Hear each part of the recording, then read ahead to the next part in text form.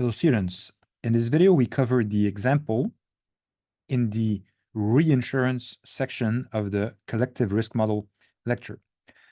So the example is as follows. You have the number of claims big N, it's a Poisson, 200. You have the size of individual claims, which is a Pareto, with the specific parameters here. Now there is a retention of 300.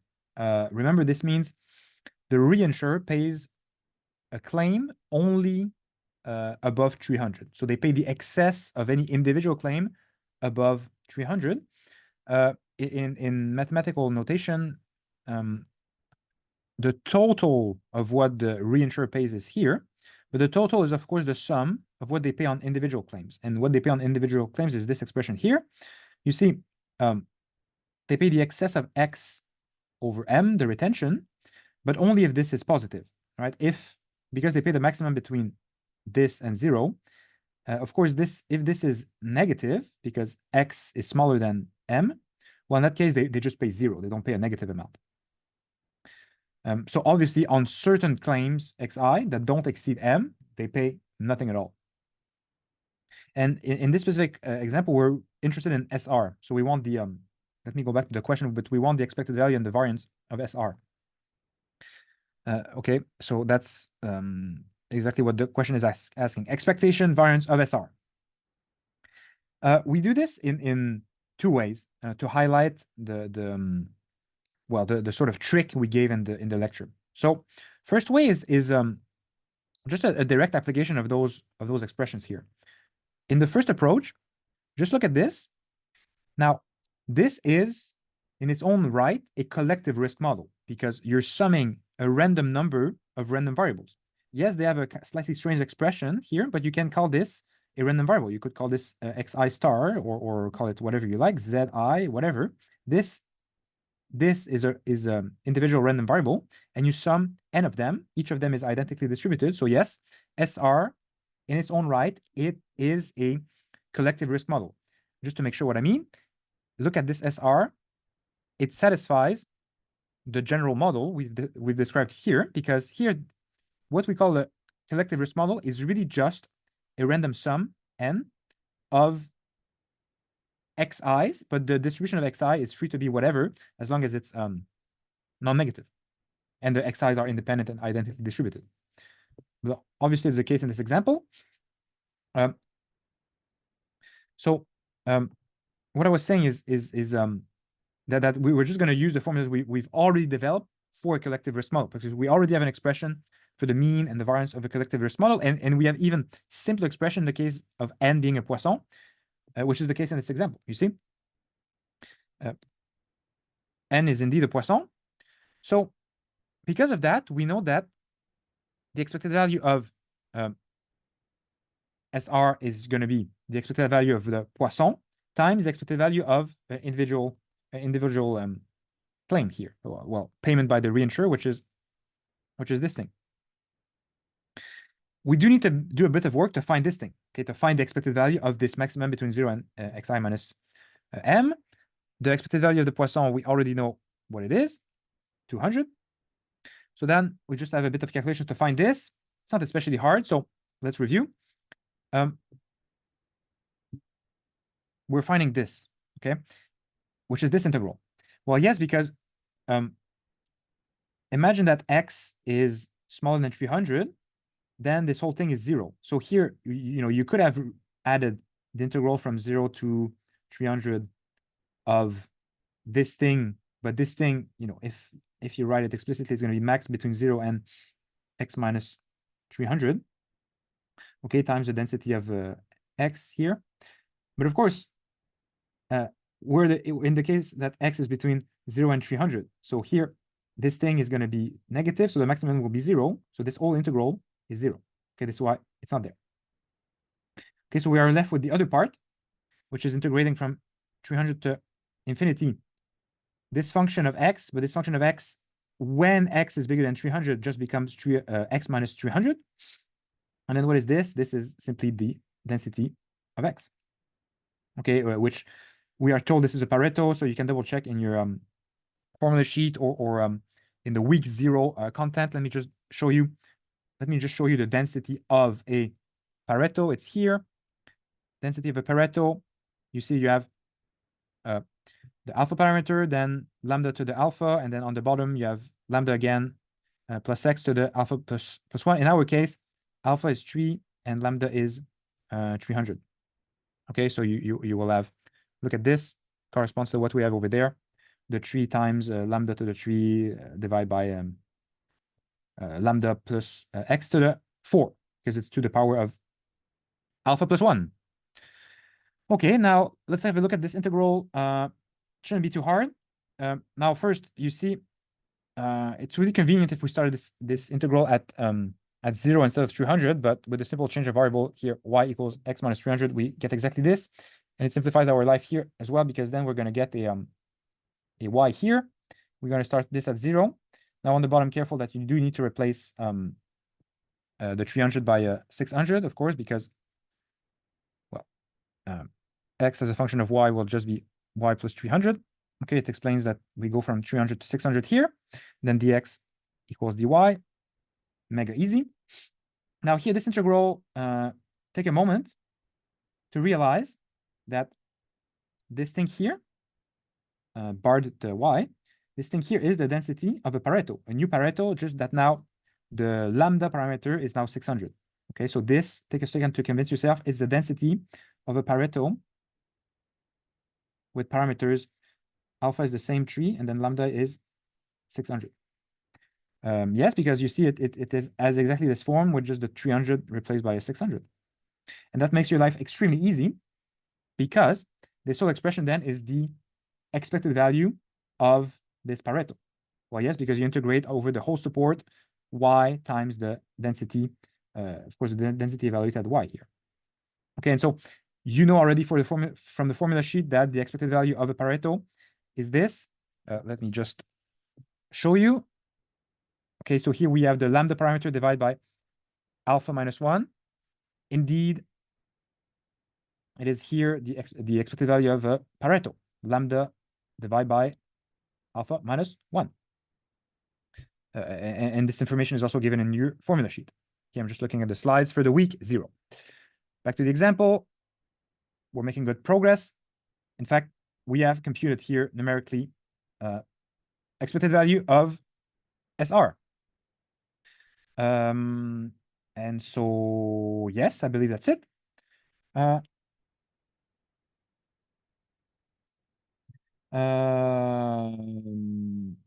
yes, sorry, I didn't point out that to get the 600 here, it appears from the fact that we have divided by 2 over 3 here. So we kind of, I missed this step, okay? So careful about that. The 600 here appears because we've put the 2 over, to the power 3 over there. Well, yeah, because, you know, I could have, let me write, I think you see the trick here, but let me just write it explicitly. 300 to the 3. If you multiply by 2 and you divide by 2, on top, you're going to get, of course, 600 to the 3, and on the bottom, you're going to get 2 to the 3. That explains the 2 to the 3 over here. Yeah. Okay, let's keep going. We do need to find the variance of SR. To find the variance of SR, because we know we have a compound Poisson, we just need to find the second moment of whatever this variable is. You see, let me just show you the formula explicitly.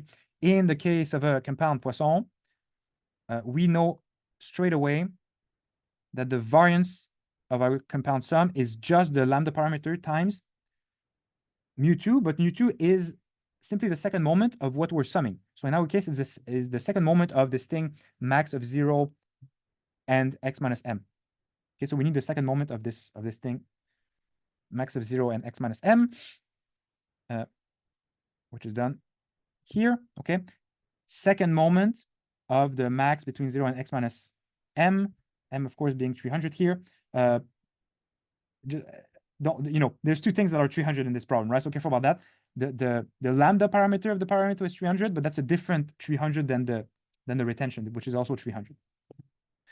Okay, we find this thing, expectation of max blah blah blah, exactly the same trick. The bit that's the integral from 0 to 300, we don't need it because it's 0 anyway. Okay, so we don't need this part. We're left with the integral from 300 to infinity. And then same trick, x minus 300 to the 2. And now again, we're going to make the change of variable. So the integral starts from 0 to infinity. X minus 300 becomes y. Here we do need to add the 300 because we changed the x for what it is as a function of y. Same trick again, the 300 to the 3. We want a 600 to appear so that we have the density of a Pareto. So we compensate by dividing by 2 to the 3. And then same thing. You see this. This is exactly the same as before, the density of a Pareto with parameters 3 and 600. So you know that this whole integral is the second moment of such a Pareto. And again, you're happy because the second moment is given as is. Look at the slides for the week 0. It's given here. So, okay, so it's a relatively simple expression of lambda and alpha. 2 to the lambda 2 divided by alpha minus 1, alpha minus 2. So for us, we have this, 3 minus 1, 3 minus 2. You compute this, and you're done. You get the variance of SR. Okay, so not so bad. We did use a trick here that instead of computing the integral, we recognize it's the second moment of something we know already. Okay, now let's review the second approach to this problem. Obviously, in the exam, if there's a question, you only need one approach.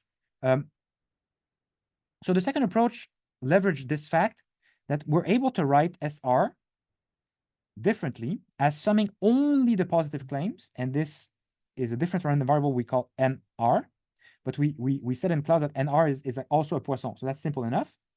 Okay, so this part doesn't present any difficulty. NR is just a Poisson.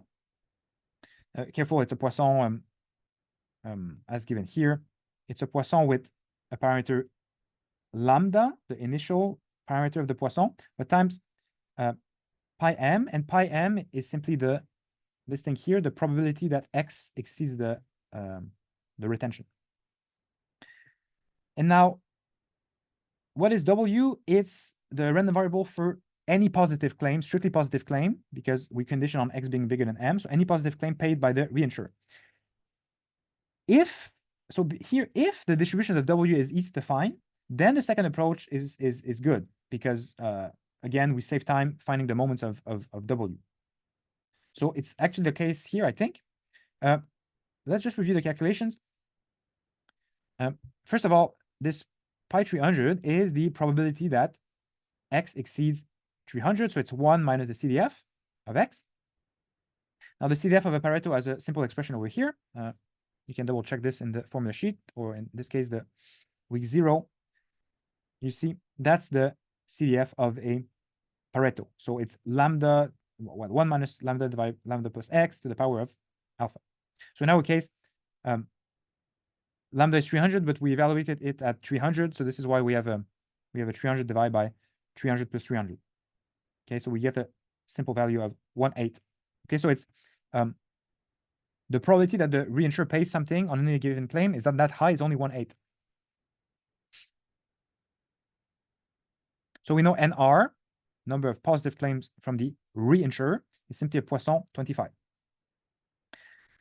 Now we do need to derive the distribution of W. Now, spoiler alert, the distribution of W is again Pareto, but just with updated parameters. The proof of that is not too hard.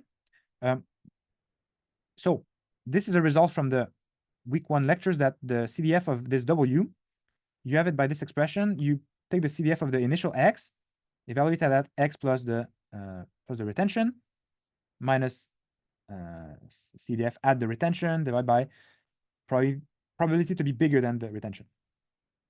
Okay, now if you plug our specific values, you get what's over here.